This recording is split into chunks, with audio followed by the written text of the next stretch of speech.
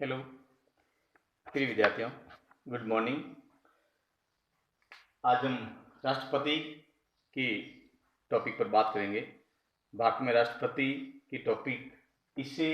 अगले वीडियो में हमने राष्ट्रपति की निर्वाचन प्रक्रिया और राष्ट्रपति को किस प्रकार से उसकी चुनाव प्रक्रिया संपन्न होती है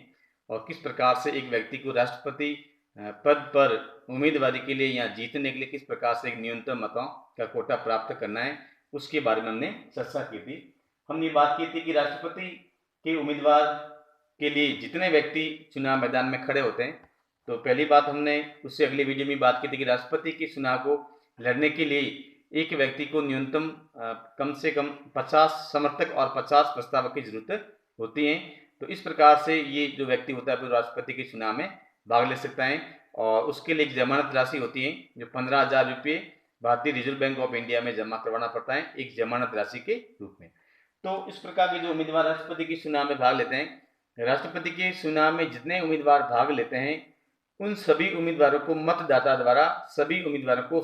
एक मतदान या मत दिया जाता है। यानी कि जितने उम्मीदवार, जैसे माना कि 4-5 जितने भी उम्मीदवार खड़े होंगे, तो जितने मतदाता होंगे वो मतदाता सभी उम्मीदवारों को अपने अपने मत का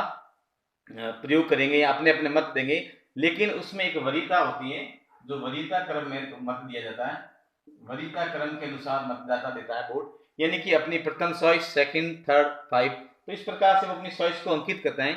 और मतगणना में हम देखते हैं कि अगर पहली मतगणना के चक्कर में ही अगर किसी व्यक्ति को न्यूनतम मतों का कोटा प्राप्त हो गया है, तो ऐसी स्थिति में वो उम्मीदवार राष्ट्रपति के पद पर निर्वाचित हो जाता है, यहाँ जीत जाता है। उसके लिए हमने एक निर्वाचन कोटे के लिए एक सूत्र के रूप में भी काम किया था कि कुल वैध मतों की संख्या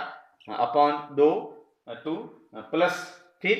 1, यानी कि कुल वैध मत आएंगे। कुल वैध मत कितने हैं, ये हो जाएंगे ऊपर में वैध मत, उसके बाद में 2 आ जाएगा और उसके बाद में प्लस 1 जोड़ेंगे। तो इस प्रकार से ये जो फॉर्मूला है, इसके आधार पर किसी व्यक्ति को प्रथम मतगणना में अगर एक न्यूनतम कोटे के अनुसार मत प्राप्त हो जाता है, उस व्यक्ति की जीत निश्चित हो जाती है। उसके बाद देखते हैं कि अगर माना कि प्रथम मतगणना में किसी व्यक्ति को राष्ट्रपति पद चुनने के लिए अगर माना कि न्यूनतम मतों का कोटा प्राप्त नहीं हुआ है, तो ऐसी स्थिति में क्या करेंगे कि पहले राउंड में जो पहले वरीयता क्रम के अनुसार हमने काउंट किया था, तो सबसे जो कम मत जिस व्यक्ति को मिला है, जिस उम्मीदवार को सबसे कम मत मिला है, उस उम्मीदवार को हम चुनाव मैदान में या चुनाव प्रक्रिया से हटा देंगे या उसको बाहर कर देंगे। और उनके जो शेष मत जो सेकंड जो वरीयता क्रम में मिले थे, उस मतों को हम जितने जो बाकी वाले उम्मीदवार हैं उसमें क्या करेंगे, उसको ट्रांसफर कर देंगे और उसके बाद फिर उसकी गणना करेंगे। ये प्रक्रिया तब तक जारी रहेगी जब तक किसी भी उम्मीदवार को एक न्यूनतम मतों का कोटा प्राप्त नहीं होता है। जब वो न्यूनतम मतों का कोटा प्राप्त हो जाता है, तब उस व्यक्ति को एक राष्ट्रपति पद के लिए एक उसकी जीत वो निश्चित हो जाती है। तो इस प्रकार से हमने एक प्रक्रिया के बारे में बात की थी। अब हम करते हैं कि राष्ट्रपति को किस प्रकार से एक हटाने की जो प्रक्रिया है, उसको हम कहा जाता है महाभियोग की प्रक्रिया। यानी कि राष्ट्रपति को महाभियोग की प्रक्रिया के द्वारा हटाया जाता है। वो किस प्रकार से हटाया जाता है उसके बारे में आते हैं, तो उसका नाम है महाभियोग।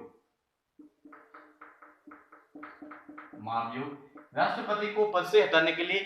जो महाभियोग की प्रक्रिया का जो वर्णन किया गया है, ये हमारे संविधान के भारतीय संविधान में आर्टिकल 61 में इसके प्रावधान किया गया है कि अगर कोई उम्मीदवार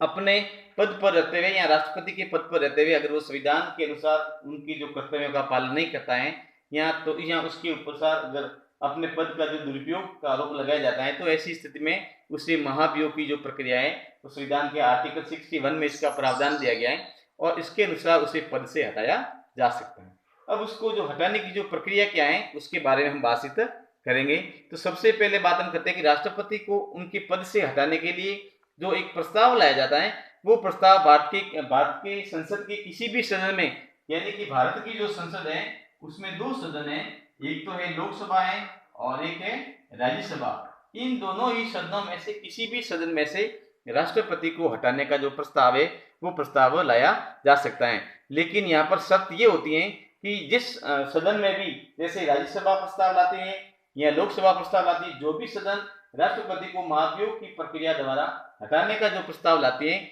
उस सदन को अपने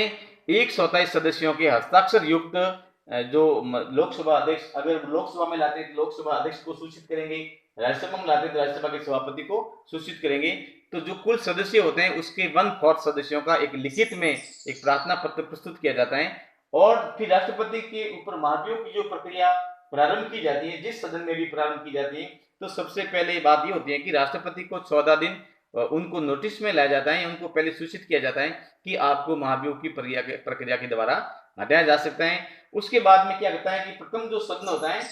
प्रथम सदन राष्ट्रपति को हटाने की जो प्रक्रिया होती है, उस प्रक्रिया में उसके ऊपर एक वोटिंग करवाते हैं और उसके बाद में एक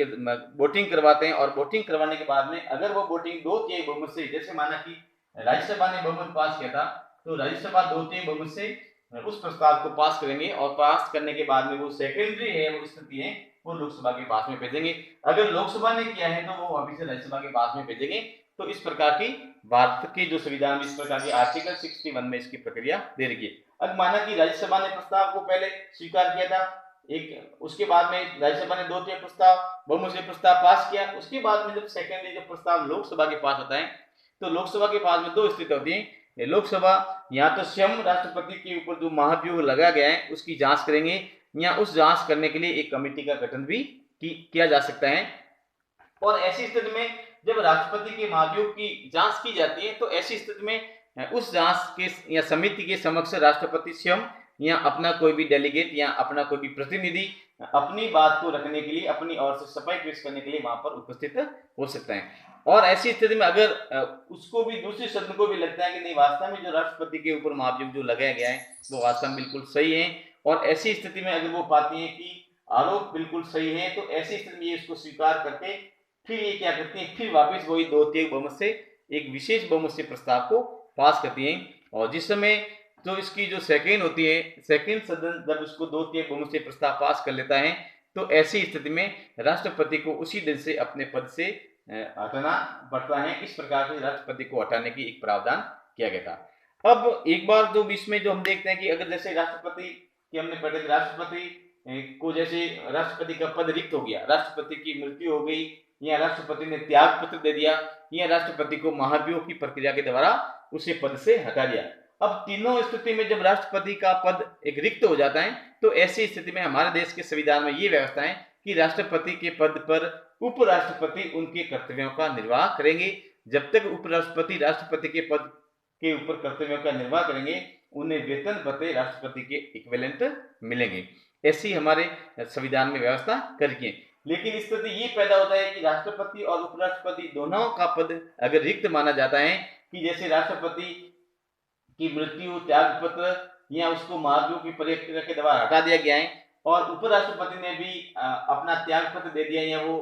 भावी राष्ट्रपति के चुनाव की तैयारी में लगा हुआ हो, तो ऐसी स्थिति में उसका जो पद रिक्त हो जाता है, तो फिर उनके पद पर कौन व्यक्ति है वो राष्ट्रपति के कर्तव्यों का निर्वाह करेंगे। तो इस प्रकार से हमारे देश में, हमारे संविधान में 1969 में एक आर्टिकल 17 में जो संशोधन किया गया था, उसमें कहा गया था कि भारत के संविधान में आर्टिकल 17 के अंतर्गत जब राष्ट्रपति और उपराष्ट्रपति दोनों ही अपने कार्य करने में असमर्थ हो या दोनों का पद रिक्त हो, तो ऐसी स्थिति में भारतीय संसद को उसके कार्यों को संपादन करने के लिए एक प्रश्न 1969 में आया था, और जिसमें आर्टिकल 17 में ये प्रावधान किया गया था। तो उसमें था कि president discharge of function bill जो लाया गया था, president discharge of function bill लाया गया था, तो उसको पारित करके ये व्यवस्था का प्रावधान किया गया था कि यदि किसी समय राष्ट्रपति और उपराष्ट्रपति दोनों का पद रिक्त है, तो ऐसी स्थिति में सर्वोच्च न्यायालय का मुख्य न्यायाधीश उनकी अनुपस्थिति में उनके कर्तव्यों का निर्वाह करेगा। लेकिन अगर माना कि उस समय सर्वोच्च न्यायालय का मुख्य न्यायाधीश भी अनुपस्थित है या मुख्य न्यायाधीश भी अपने पद पर नहीं है या मुख्य न्यायाधीश का पद रिक्त है, तो ऐसी स्थिति में सर्वोच्च न्यायालय के जो वरिष्ठतम जो न्यायाधीश होते हैं, वो वरिष्ठतम न्यायाधीश राष्ट्रपति के पद के कर्तव्यों का पालन करेगा या राष्ट्रपति के कर्तव्यों का निर्वाह करेंगे। तो इस प्रकार से हमारे देश में भारतीय जो संविधान में जो प्रावधान किया गया है कि राष्ट्रपति के पद के बारे में, जब राष्ट्रपति और उपराष्ट्रपति का पद रिक्त होता है, तो ऐसी स्थिति में सर्वोच्च न्यायालय का जो मुख्य न्यायाधीश होता है वो राष्ट्रपति के पद पर या उनके कर्तव्यों का पालन करता है। अगर वो भी अपने पद पर नहीं है, तो ऐसी स्थिति में